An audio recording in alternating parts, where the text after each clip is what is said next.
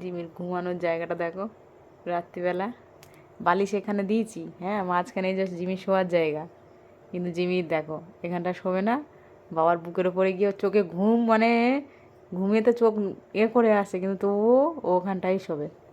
ওই পাশটা শুতে গিয়েছিল, খাটের ওই পাশটা, ওখানটা জায়গাটা বেশি করে পাইনি বলে বাবার বুকের ওপরে পা দুটো তুলে বাবার বুকের ওপরে শোবে। বলো, রাত্রিবেলা উঠে এখন শোয়ার জায়গা ছেড়ে, নিজের জায়গা ছেড়ে, নিজের বালিশ ছেড়ে এখন বাবার ওখানে গিয়ে শুয়ে আছে বুকের ওপরে।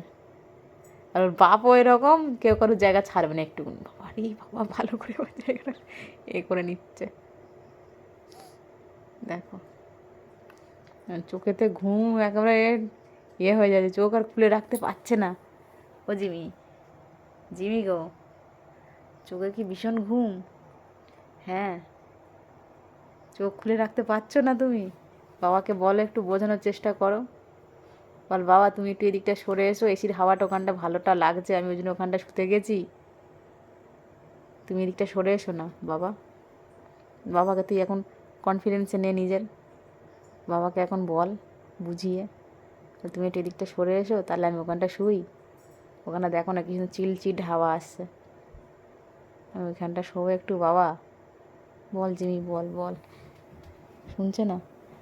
কী করবি, আর না শুনলে তুই এখানটায় শুয়ে পড়, তোর জায়গায়, তুই তোর জায়গায় শুয়ে পড়। হ্যাঁ তোর জায়গাটা পছন্দ হচ্ছে না, আচ্ছা কালকে বালিশের এটা চেঞ্জ করে দেবো, বিছানার চাদর টাদরগুলো,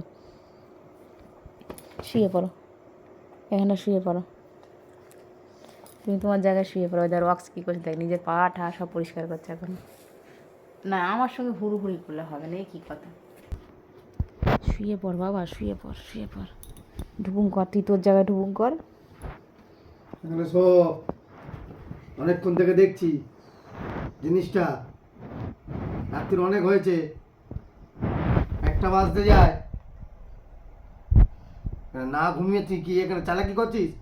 দূর করে গেট খুলে বাইরে ফেলে দেবো রাত্রির একটা সময়। আমার মা আছে না, বল আমার মা রয়েছে যেখানে, ভয় নেই সেখানে। বাজে একটা সময় উঠে করছে। বল আমরা মা বেটা যেখানে, আপদ বিপদ নেই সেখানে। ভোদো পাখি।